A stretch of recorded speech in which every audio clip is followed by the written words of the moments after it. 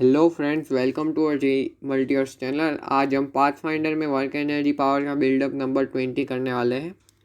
तो इक्वेशन में क्या है कि ये ऐसी रॉड है जिसको हम ओमेगा एंगुलर वेलोसिटी से रोटेट करवा रहे हैं और इसको r equal to are one पे हमने एक स्लीव को लगा रखा है एक कॉर्ड से। ठीक है, अब हम क्या कर रहे हैं, इस कॉर्ड को कट कर दे रहे हैं और हमने कोई एक्सटर्नल एजेंट से इसके एंगुलर ओमेगा जो है उसको कांस्टेंट रखा है। अब इसमें हो क्या रहा है कि जो ये स्लीव होगी वो रुको, इसको हम टॉप व्यू बनाते हैं।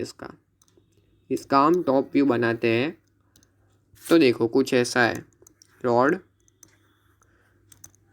रॉड कुछ ऐसा है, यहाँ पे स्लीव है और अब ये ऐसे ओमेगा से रोटेट हो रहा है। अब क्या होगा कि जब हमने इसको r equal to are one पे छोड़ दिया तो इधर सेंट्रीफ्यूगल फोर्स लगेगा इस पर एम ओमेगा स्क्वायर आर, और थोड़ी देर के बाद r equal to are two पे जब जाएगा तब उसकी वेलोसिटी इधर भी हो जाएगी। लेकिन अब सोचने वाली बात ये है कि अगर ये ओमेगा से रोटेट कर रहा है तो इसके पास ऑलरेडी एक रॉड के परपेंडिकुलर ओमेगा आर की वेलोसिटी तो होगी। इनिशियली ओमेगा आर वन की वेलोसिटी होगी, फाइनली ओमेगा आर टू की वेलोसिटी होगी। अब ये ओमेगा तो कांस्टेंट ही है। अब हमें क्या पूछा है कि work done by external agent क्या होगा।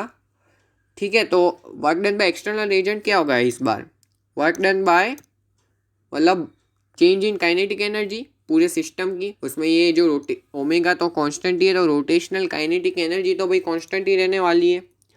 तो जो चेंज होगी काइनेटिक एनर्जी वो स्लीव में होगी, और वही जो चेंज इन काइनेटिक एनर्जी होगी वही work done by external agent होगा। तो बस हमें चेंज इन काइनेटिक एनर्जी निकालनी है, यानी कि अब हमें वी निकालना पड़ेगा, तब हम वी नेट निकाल पाएंगे, और वी नेट निकाल पाएंगे तभी हम चेंज इन काइनेटिक एनर्जी निकाल पाएंगे। तो अब सबसे पहले वी नेट निकालने के लिए हमें वी निकालना होगा। अब देखो ये जो रॉड है मतलब स्लीव है, इस पे इधर एम ओमेगा स्क्वायर आर का फोर्स सेंट्रीफ्यूगल फोर्स लग रहा है, तो एक्सेलरेशन जो होगा वो ओमेगा स्क्वायर आर हो जाएगा। और अब इसको अगर हम d v by d t लिख देंगे ना तो भाई इसमें प्रॉब्लम होगी, क्योंकि इसमें r as a function of v हमें नहीं पता है, तो हम इंटीग्रेट नहीं कर पाएंगे। ठीक है, तो अब हमें ओमेगा स्क्वायर आर को अगर हम v D v by d r लिख देंगे ना तब हमारा काम हो जाएगा, क्योंकि अब हम इसको आसानी से इंटीग्रेट कर पाएंगे। तो देखो ओमेगा स्क्वायर आर, तो अब omega square R D R equal to V D V. अब इसको इंटीग्रेट करते हैं। ठीक है, तो ये आर वन से R equal to are one से R equal to are two, और ये वी ज़ीरो से वी। ठीक है, तो इधर से हमारे पास आएगा omega square R square by two, R equal to are one से R two equal to V square by two, V equal to zero से वी। तो ये हमें देगा ओमेगा स्क्वायर आर टू का स्क्वायर माइनस आर वन का square by two equal to V square minus zero by two. अब two से two तो गया, तो हमारे पास आया V square equal to omega square are two square minus omega square r one square. अब देखो जो स्लीव है हमारे पास, उसके पास इधर वी है और इधर ओमेगा आर टू है, तो जो वी नेट हो जाएगा, वी नेट का square equal to omega square are two square plus v square. अब वी स्क्वायर की वैल्यू हम यहाँ पे सब्सटीट्यूट कर दे तो हमारे पास आएगा omega square are two square plus omega square are two square minus omega square r one square, ऐसा हो जाएगा। ये वी स्क्वायर की वैल्यू है, तो हमारे पास वी नेट स्क्वायर की वैल्यू आ गई, यानी कि स्लीव की फाइनल वेलोसिटी के स्क्वायर की हमारे पास वैल्यू आई है, जो है two omega square are two square minus omega square r one square.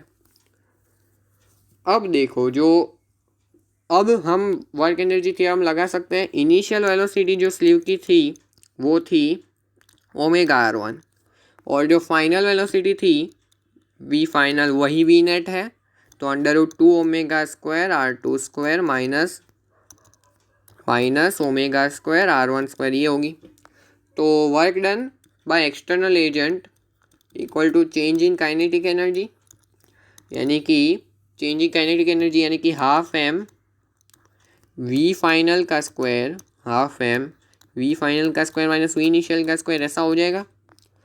तो half m 2 omega square R2 square minus omega square R1 square, ये तो V फाइनल का स्क्वायर माइनस इनिशियल का square omega square R1 square.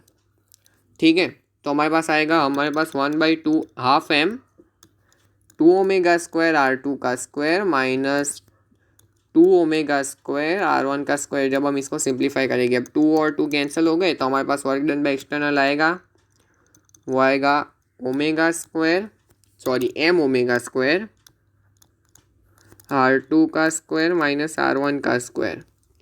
तो हमने इस तरह से इस प्रॉब्लम को हमने आसानी से सॉल्व कर लिया।